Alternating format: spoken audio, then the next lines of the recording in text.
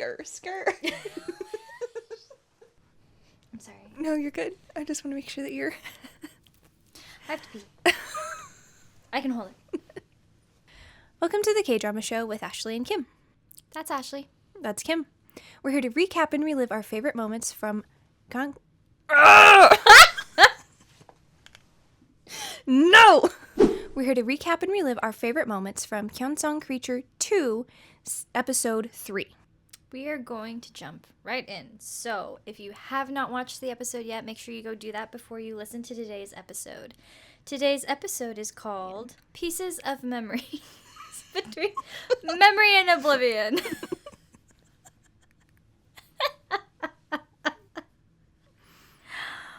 We get to witness some of ChaeOk's struggles. Your face.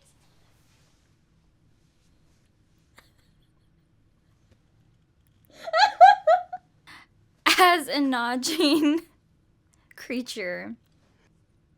I can't read these notes. Oh no. But we see HoJae and Silverbill's alliance start to take on a new form as they agree to rendezvous with Calico Man or SeungJo. But it kind of goes south. After a very dramatic turn of events and a lot of bloodshed, we see yet another framing happen at the end of this episode. So without further ado, let's just get the heck into it. Welcome to the KDrama Show. I'm Ashley. And I'm Kim. We're here to unpack your all-time favorite Korean dramas and chat about all the reasons that we find these shows so charming. And so addictive. And we know you do too, so settle in with some ramen and a boba tea while we dive into the KDrama Show with Ashley and Kim.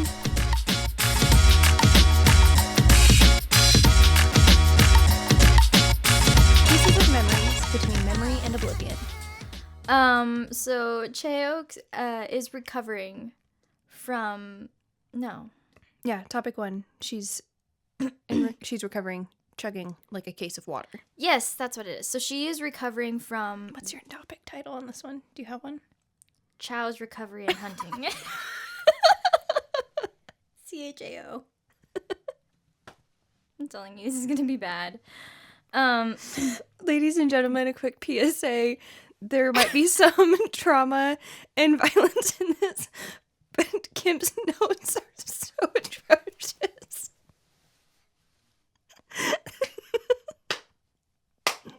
That she can't read They're so bad. I used text-to-speech. I will never do it again. I'm so sorry. So we are not laughing at like the topic. Severity notes. of the topic. The notes are just so bad. And what was great about them is when I got here today, she goes, I have a life hack for you. Use text to talk. Talk to text, dang it. Oh my goodness. Okay, to be fair, it did a really great job, but the names are just like They're way out of left not it. field. So, I will be crying from laughing throughout the episode. Again, not the severity of some of the topics in here, just at how terrible the notes are, and we're gonna be dying. So, Thanks for that. Okay, ChaeOk is recovering from the terrible injury she just had from SeungJo.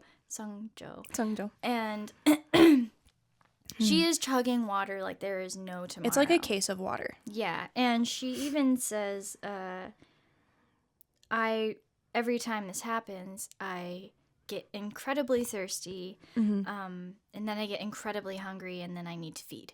Yeah. On what? Probably the things we've been seeing happen with the other creatures. Probably brains. Well, not only do we hear her say, I need to feed, we hear The Najin's voice go, you need to feed me. Like, yeah, it was terrifying. I thought it reminded me more of Venom. Yeah. Yeah. It was interesting, though, that they live in water. Like, the Najin, like, live in water. And she was basically reborn into this new form in water. And then she's like chugging water. Water is important. Water apparently matters. Probably to me too. I should probably chug some more water. But we see she starts to experience, she's like wandering down a subway. Mm-hmm. Well, and her face has changed. She has like these veiny looking painful markings on her face. She's very haggard. But she starts to like have these visions of violence in the subway where she's attacking people and eating them. And she's like, this is no good. I gotta get out of here. So she goes back to her apartment and says, or she doesn't say anything. She's just like, I gotta find it. And she's digging through drawers and she finds this syringe and she injects herself with it. And it seems to alleviate all of the symptoms. So I'm wondering, did this have something to do with the different experiments that were happening with the vampire zombies? Yeah. Which, again, is weird because she seems to have no affiliation with them, but she has this method of, like, treating herself in order to stay assimilated into, like, normal society. Right, and I wonder, but also that gene specifically was infused with anthrax. True, yeah. So what other, what is the word I want? What other things does it have that the evolution of it has like changed enhancements? Well, Like enhancements. the ability to speak to her. Yeah. Maybe. I mean, we don't know if they other... all do, but... Right. So did the anthrax have something to do with it? Did the fact that it was a matured Najin who had come from somebody else? Like from her mother? Did her mother have some kind of imprint? Yeah. On it? But also, yeah, what are you injecting into yourself? Right. What is satiating this, like, need for human brain matter? But as she's kind of recovering, she realizes that she's lost her lucky bracelet from Master Jeong, and she kind of breaks down in this moment because it seems really hopeless. And that little remnant of light that she had is kind of gone from her life. But she starts to make preparations to leave, knowing that she's been discovered, and if she wants to live her life, she's got to get out of Texas. But amidst the packing, she finds HoJae's business card sitting in the mirror saying, "Call me." And was that there before, or did he break in and leave it? No, that's from last episode. When he was poking through her things? Mm-hmm. Okay, that's what I thought, but I couldn't remember, so I just wanted to check. But to move on to our next topic, which is not named. Topic 2. So she has gone on a walk to Pugang Company, which is the same location that House of Golden Treasure was, which was established in the last episode. And it is her calling HoJae and, saying, hey, can I come in for a minute? And he opens the door and invites her in. And at the end of episode 2, I don't know if we mentioned this in episode 2, there was somebody watching them from a car. And we actually see that it is Detective No Jisoo watching ChaeOk walk inside. And HoJae brings her upstairs and asks, what's your name? And she just like in season 1, because we know that it's ChaeOk, she sets her boundaries and she sets them up fast.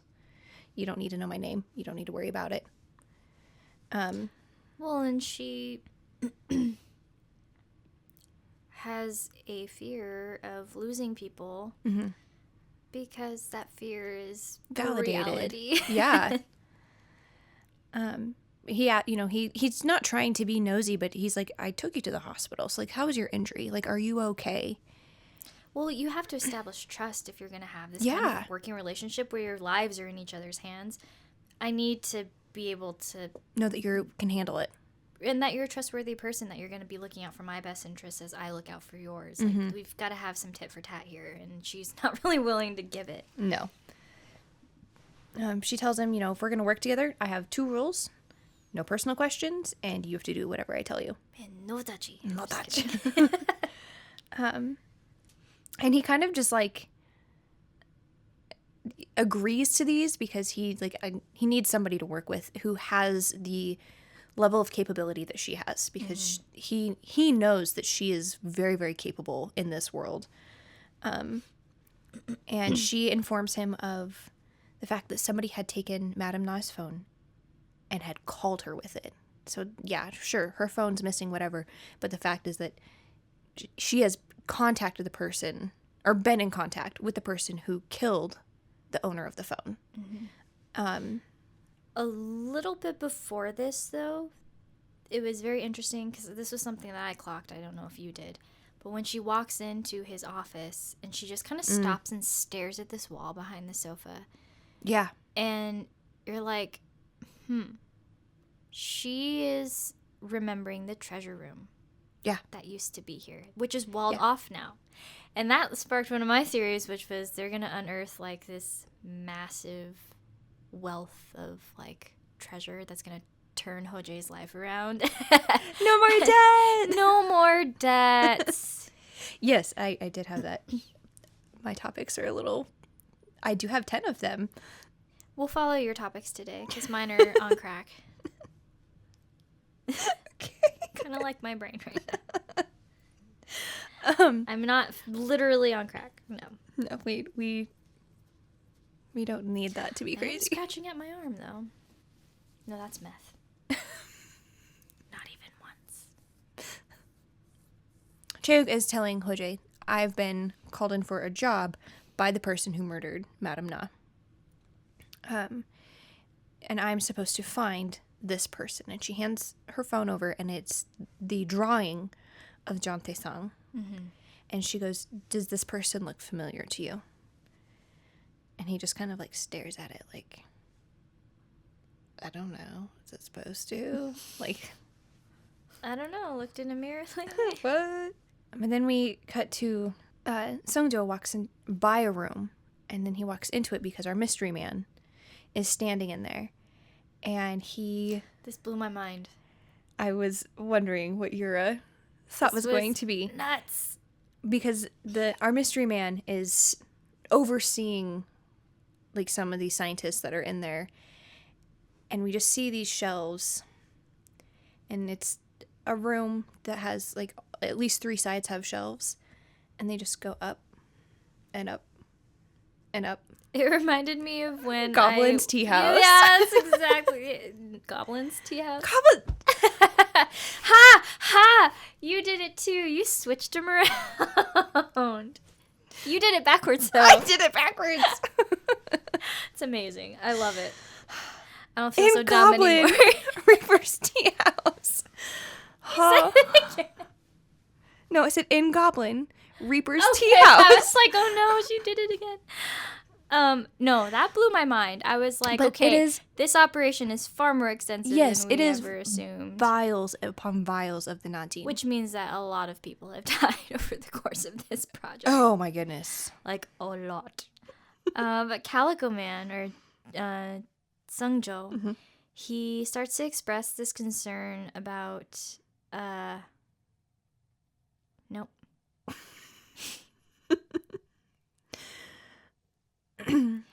Well, our mystery man asks what SeungJo's doing, because he's supposed to be on the DL. Right. He's not supposed to be leaving his room, really, because he's on probation. And SeungJo asks him, why do you stay here to keep everybody under control? Is that why you operated on HoJae? Snap.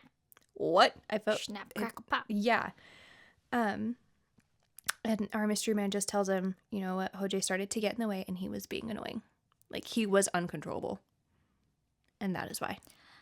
Well, and then he says something interesting, like, what are you going to do if I don't settle down, or are you just going to lock me up until I become a living corpse? Which made me think this has happened to somebody else that he knows that has been locked up as a Najin infected person who's just like withering away somewhere. Are they the ones in the basement? Well, maybe. But my other thought was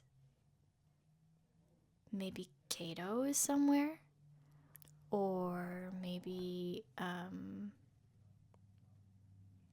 don't know who else it would be.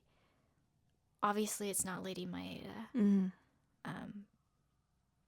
But that just seemed pointed enough to me to think that, you know, maybe someone else has endured that to where he would throw that back at this guy. I say, well, if SeungJo asks again if he really thinks that he can control them, and is then told by our mystery guy that he knows how to control the Najin in the brain. That's right. And I just went, I don't like you. You're scary. Yeah. That made me feel like that he has like a mother Najin. Like the one that created all the other ones or something like that. Right. And then they all have to like obey the alpha or something. You know what I mean? Mm-hmm. Kind of like How to Train Your Dragon. Because how else would you keep all of these super bloodthirsty zombies under control this whole time? Nitrogen? Well, I mean, yeah, but still, if one breaks out, you have an entire, like, city decimated. Yeah. In one go. But anyway. Theories. Okay. But topic 3. So SeungJo, he tells who? Tells the mystery man. So I know what the mystery man's actual name is. Okay. So I have that in there. So but SeungJo tells the mystery man, there's someone out there who is like them, right? He's referring to ChaeOk. But he gets a call and he's like, here she is, good timing. Right.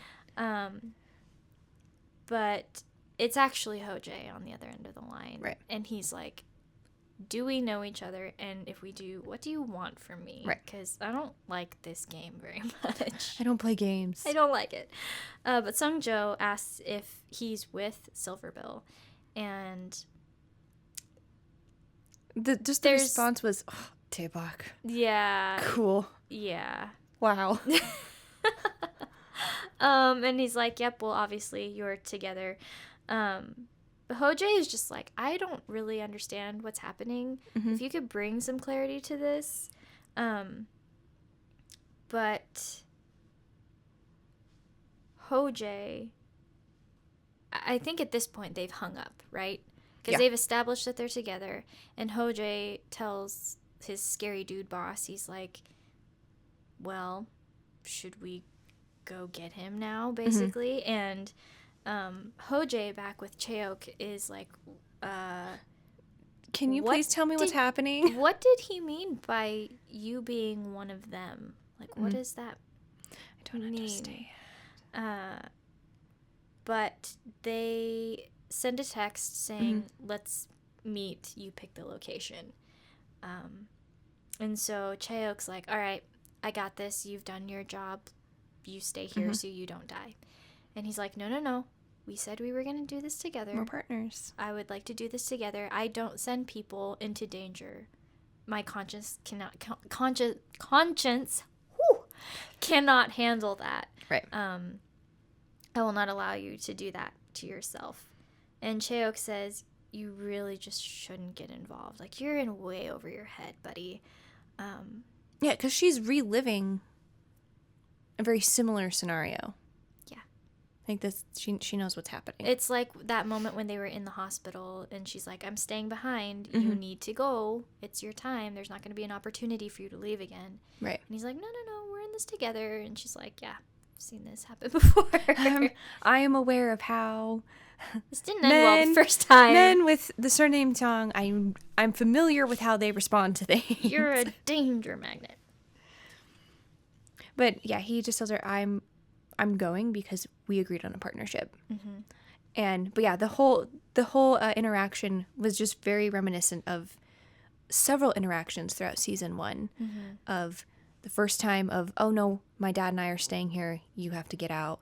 And then the next time around when it's after he's been attacked and they're in the hospital and she's like bandaging him up because he's bleeding because he'd been stabbed before, getting into the hospital. Yeah. And then again, when they're getting everybody out of the hospital going down, and she's like, no, I'm going to make sure that X, Y, and Z happens, because if you can't respect this, then we can't work together. So it's just very reminiscent of... Yeah, they're walking through the stages of their relationship again. All right, so my next topic. I don't have them named because okay. That's not how my brain works. That's all right, I don't care. So HoJae's gone downstairs, and YongGil is very concerned about the level of trust that HoJae is putting into Silverbill. Yes. Is he concerned because he's worried about his friend? Or is he concerned because he knows something he shouldn't because of M? I feel like it's both, personally. Because he is asking, what are you doing? Why are you trusting someone you've only met once? What's her name? What does she do? But HoJae has the answers. Like, she goes by Miss Silverbill.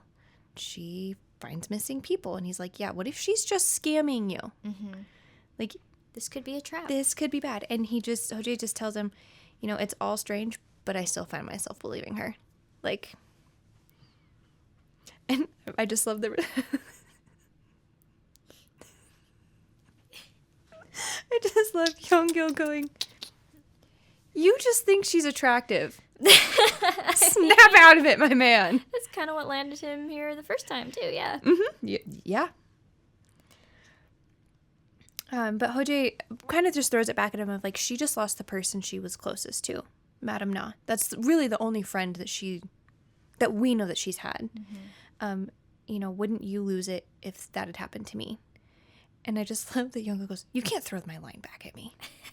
Don't do that. But throughout this conversation, HoJae realizes that he's like, because he originally tells him, oh yeah, I've met her twice. Met her,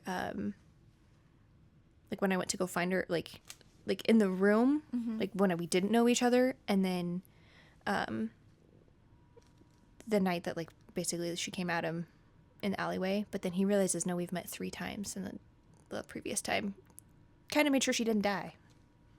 I love that interaction before he finally concedes was like if someone came after me, wouldn't you come after the person that murdered me? Well, yeah, of course.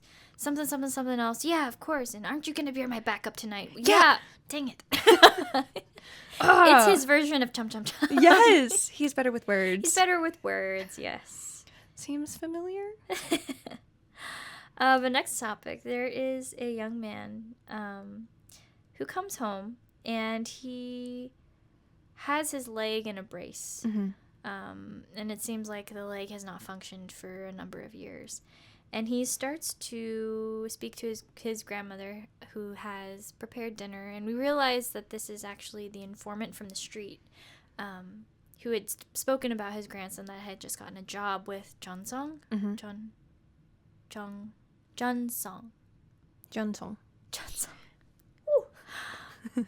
We still have one more episode to go. Fighting. But she's like, a month-long training, that just seems really unusual. And he goes, well, it's a pretty prestigious program. We just kind of go with it. But we see him hang up his name tag on this little hook, and it says, On Jong-hyuk, multi-support team, JeonSeong Biotech. And back at JeonSeong Biotech, we see our scary dude. He is looking out the window.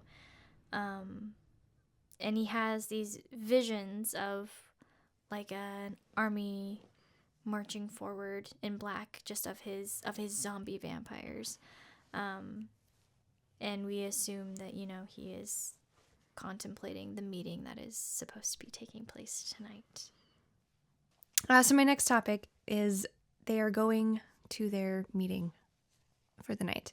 So we have HoJae, ChaeOk, and YongGil. They are driving, and they all have very different looks on their faces as they are on this drive. YongGil is dreading every second of this. He does not want to be a part of this. He doesn't want HoJae to be a part of this.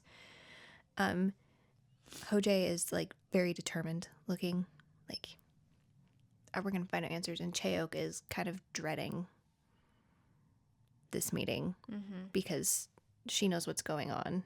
She doesn't know to what level or what craziness it is. But once they get there, YongGil again is trying to talk HoJae out of being part of this meeting, and he just is like, just wait here, like it'll be fine. Yeah. And so they go inside, and ChaeOk gives HoJae all this gear, like two-way radio that goes in the ear, like some flashbangs, yeah. And he's like, you have a lot of high-end stuff. Like, what are you, for me? Intelligence of some sort. Former army. I'm just gonna stop talking.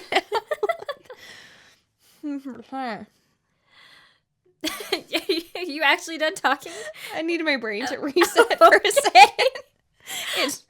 I don't know what's going on up there. Do you want me to keep talking? Please, okay, please well, talk. He asks if she's like former intelligence. And she doesn't really say anything. She just says, this is enough time if you stagger it correctly to get yourself back to the car. Right. And if you have that opportunity, you need to basically take it. But she just says, like, don't get in my way and I won't get in yours. You are not here to slow me down. Right. Be an asset or get out. So they split up, and HoJae is, he can't. Not quite feeling the gravity of the situation, I don't think. Because he doesn't know. Nothing's been explained to him. No, and this is not in the realm of anything that he has ever been brought into before. Right. Not to this level. But they're in this big building, a big, tall, cylindrical building, and there's like stairs and railways that wind around it, and then it's just open all the way down from like the ceiling. It's up into the night sky down to the floor. But they're walking around this on opposite sides, and he's just kind of like saying dumb things, being a boy. And she's like, can you please just focus, bring it in here? Like, our lives are in danger. You need to grasp this. I need you to get it together, man. But HoJae gets a text saying this is where we're going to meet. But we can see that they're being watched in this moment, which is a little bit unsettling. And as they are walking down these corridors, we see that these black figures are starting to follow them. And ChaeOk is kind of aware that something is happening. Right. She can hear, I'm assuming she has heightened senses too. But HoJae is a little less kind of aware of what's happening. Right. But I think he's unsettled. And all of a sudden, we're in this abandoned room, and it's just HoJae, and this canister flings onto the floor, and he's just like, what was that? Well, and then everything starts to happen at once. They start to attack. He hears them like running around, and that's when he's like, we fell into a trap. Yeah, like, he does say that. We have to get out of here. Yep. Like, so whoops. They do. Run.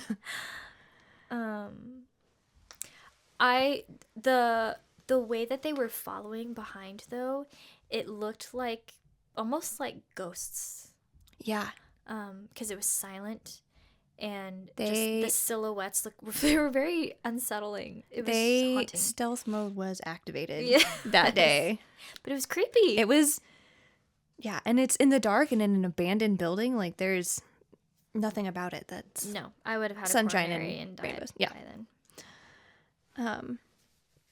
So on to our next topic of, I don't know, I guess we could just call it getting out. Get out. Get out. Never seen it. Me either. No desire to. At this point, YongGil has realized that there's something happening. We can hear inside, and so he's getting out, and he's like, okay, because he like goes to the back and pops the trunk and is like, I have gear in here. So as YongGil is getting stuff out of the trunk, he turns and finds that SeungJo is standing.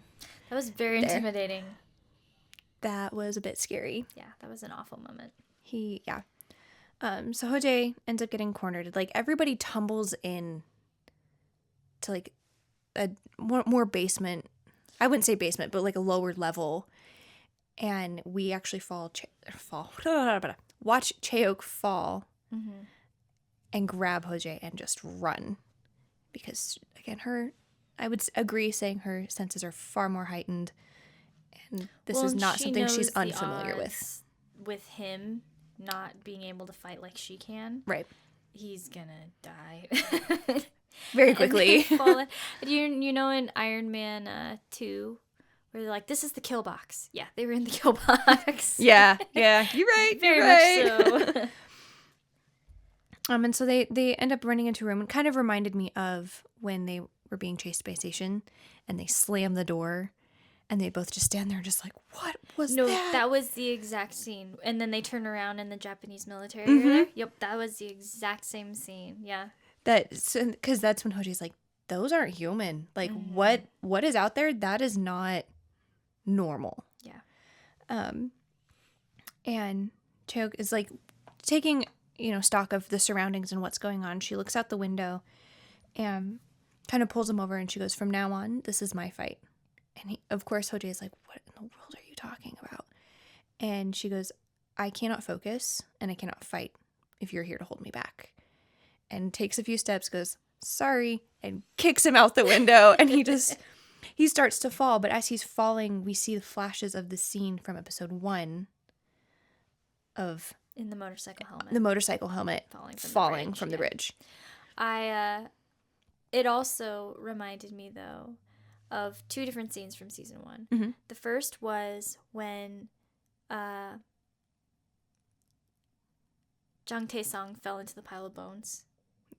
Yeah. And the second was when, that was a long way down. I'm surprised he lived and walked away from that. Right. The second was when they were getting all of the prisoners down the rope, down the bed sheets into the car. And then he stays behind, and she's mad about it. That's why I was like, yeah, that kick looked personal. Like, this is for leaving me. This is for making me leave you. Yeah, jerk. Exactly. See how it feels. But the room then fills with all of the zombie vampires, and we just see ChaeOk, and it was one of her coolest scenes, especially in this. It's just her back, and she just pulls out like Deadpool style, pulling out blades. But we also know she's a very skilled fighter, even before because then she has truly one of the most epic fights, I think, in both seasons so far. Of it being just her. Also looks like a lot of work that I don't think I would ever want to work out for. Hey, those quick cuts are helpful. Yeah. So HoJae has survived the fall, by the way. He didn't die from that. That was some squishy garbage. But he is stumbling to the front of the building, and he's like, he's pretty injured at this point. Like, there was several floors that he fell. But he just looks up and he sees that there's a man dragging a pipe walking towards him. No, it's the baseball bat. Oh, it's a baseball bat? I thought it was just a pipe. It's the titanium bat that YongGil had gotten out of the back of the car. Same difference. It's going to hurt when you get hit with that thing. Yeah, it's going to kill you. No mas. But this is when HoJae looks up and he sees behind the man that YongGil is down. He is bloody. He is against the car. He used the bat on him. He used the bat like he's down. And it's SeungJo, and he walks up and he just goes, HoJae. Which is, why do you know him? Yeah. What? And at this moment, this is when ChaeOk is fighting off the entire horde, because she was. It felt like a horde of like the orcs from Lord of the Rings. Yeah. Yeah. Like they just kept showing up, and there's more and more. I just had a realization. Okay. The way that they were dressed versus the assassins from Lady Maeda in episode 1 or season 1. Season 1. Yeah. Oh, I didn't even think about that. Okay. Anyway, cool. You're Yeah. probably right. They probably have some type of... Some sort of connection, you think? ChaeOk, while she's fighting, she finally takes a bunch of, stabs to the abdomen, and it kind of is not real fun. But, topic 8, she runs out, and she gets juggled around by Korean Drax. I'm going to have to type that from now on as Korean You really Drax. are. That's his name now. It's like what we did for Goblin, and we both just agreed it was Ghosty. Ghosties, yes. Yeah. Okay, so Korean Drax. I enjoy naming things, apparently. I'm here for it. I don't know why, but I'm here for it. But they use these like nitrogen cartridges to subdue her, and she's finally captured in this way because they're all wearing their gas masks. And, are you my mummy? Mummy. Yeah, mummy. How many show references and movie references are we gonna have outside? Watch a lot of TV. We're a little bit nerdy. It's fine. But HoJae is just kind of buying time, kind of trying to get answers from SeungJo. Like, what do you want from me? But SeungJo asks if he remembers his surgery, and do you have any of your memories? And as he's asking this, we see the little tentacles come down and wrap around, like envelop the titanium bat, which makes it a lot more lethal when you don't have that break joint, right? You like when it's just an extension of your arm, that thing just like and your superhuman strength, I was like, oh, he's dead. He's so dead. You're gonna die. But they start to have their little fight, if you can call it that. It was like kicking a puppy, basically. It takes like 4 hits, and HoJae is down and out for the count. And as they're fighting, we see that YongGil is actually waking up over by the car.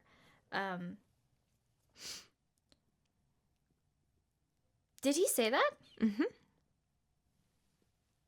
I missed it. You missed it? I missed that. Yeah, Apparently. no. He sees HoJae being attacked and goes, they said they would stay away, and they aren't keeping their word.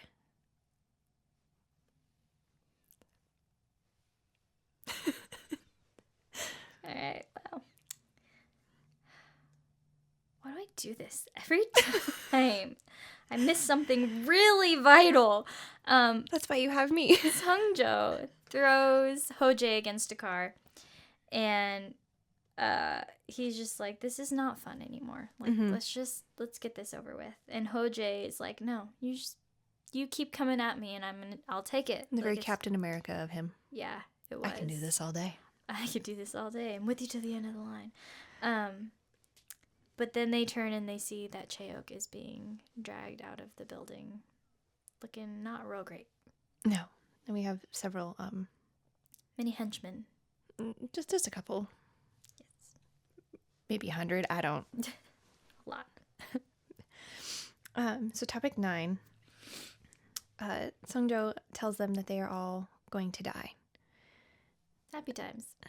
Great times to be had by all. It's the kind of party I like to go to. One where I'm going to die.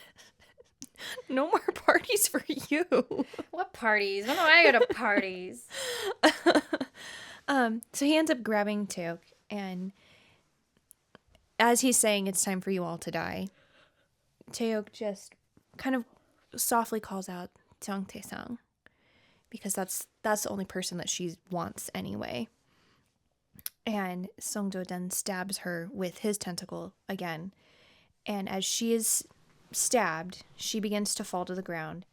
And we see HoJae's head is beginning to ring again. And we see the flashbacks from season 1 when ChaeOk has been impaled by her mom.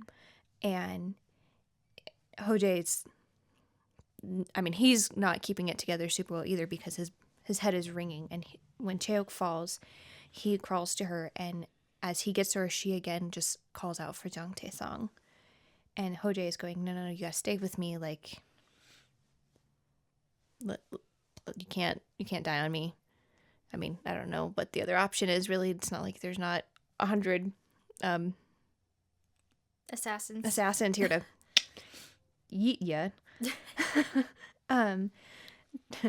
Korean Drax tells SeungJo to finish the job, and as SeungJo goes to take a step, he sees the scar on the back of HoJae's neck, and then YongGil bursts through with his car, and the flashbangs go off, and so they make their getaway.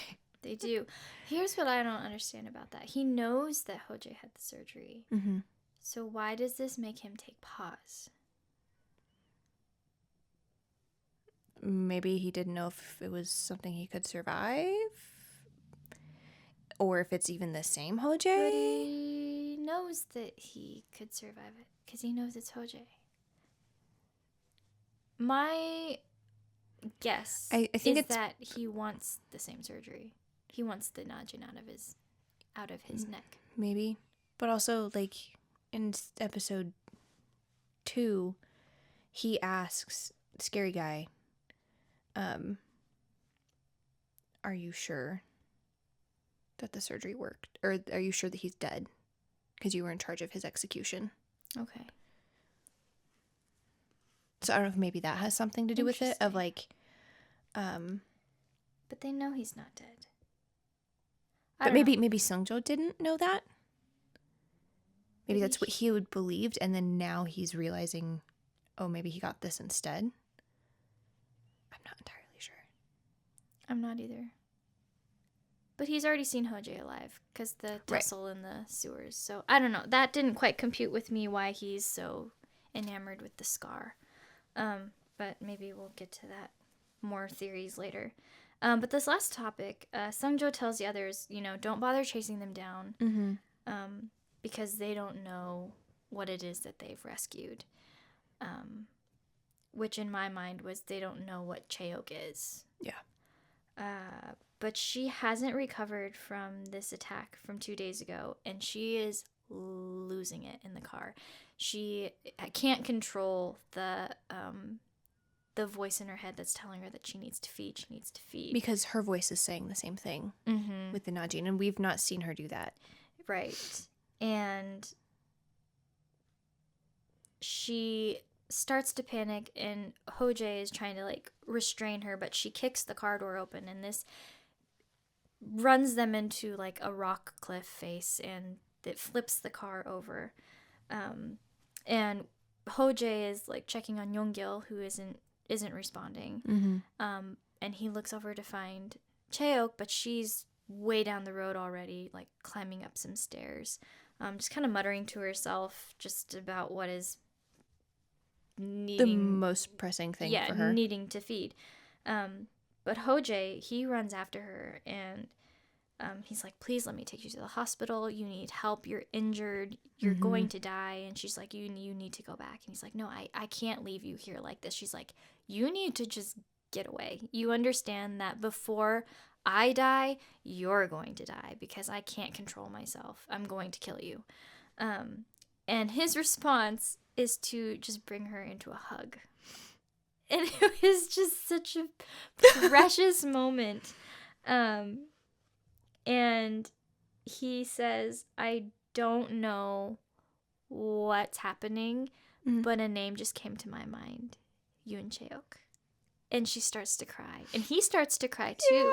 He doesn't understand what's happening. He's just overcome with emotion. And for that name to pop in his head to bring out emotion like that. Right, exactly. But we see back at the car, back on the road, Detective No has rolled up on the car, and we kind of expect her to find YongGil, but he's not in there. Instead, she sprints up that same road that HoJae and ChaeOk had run down, and we see YongGil bloodied. We don't know if he's alive. The baseball bat, and HoJae. And it looks very much like HoJae just murdered YongGil. End of episode.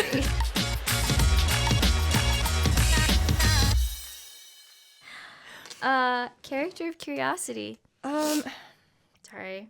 No, you're good. I think I don't know, it's kind of a combo. I feel like SeungJo, like I want to know. I mean, like his obsession. Yeah. With HoJae. Yeah. Like what's going on?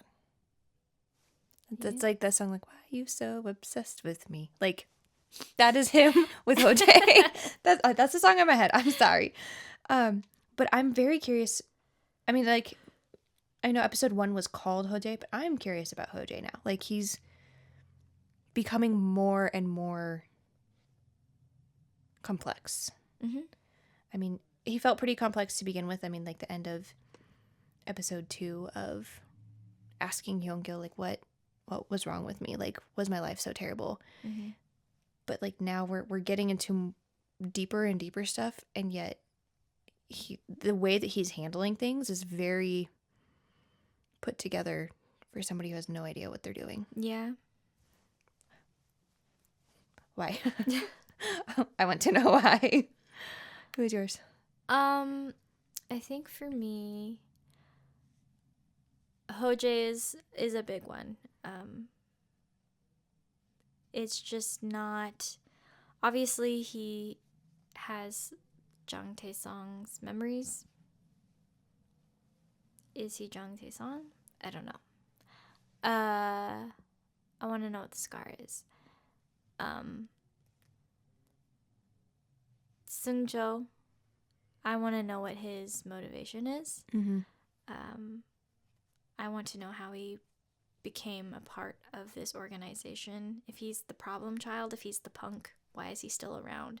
Because obviously this guy has plenty of people at his disposal and plenty of Najin at his disposal. So clearly he's proven his worth somehow, or he's valuable in some capacity. We just don't really know why. And then YongGil, like, what the freak, man? Pick a side. Like, either... Bro, get it together. Either you're helping or you're hurting. He is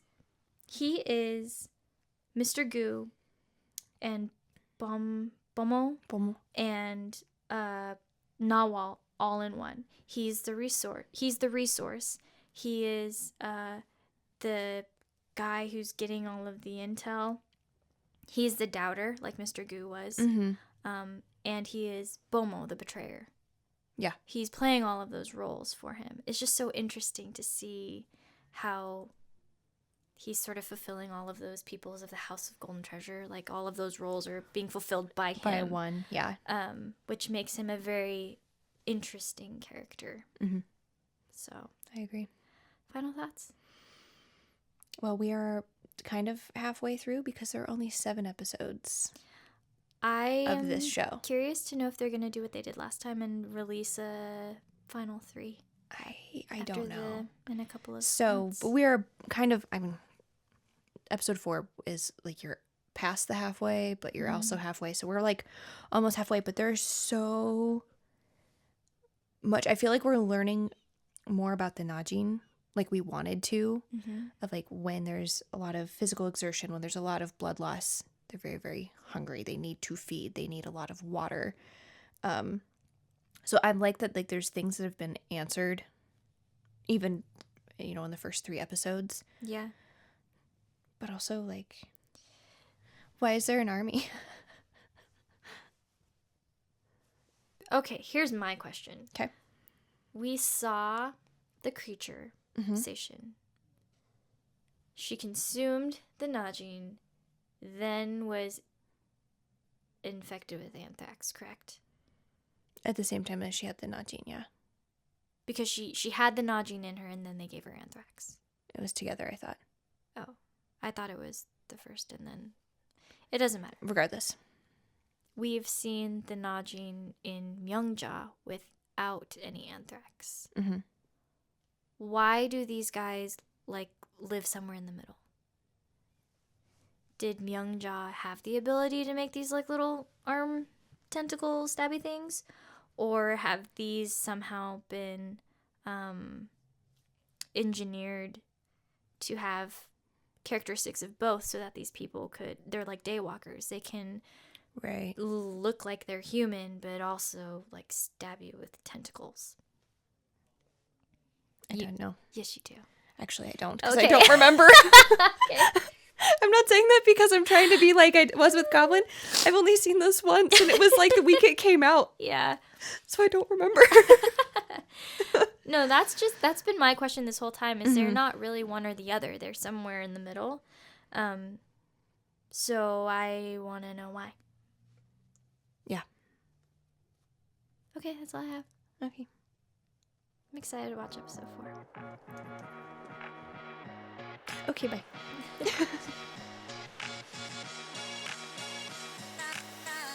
Like what you're hearing? Go ahead and hit that subscribe button so that you don't miss out on any new episodes.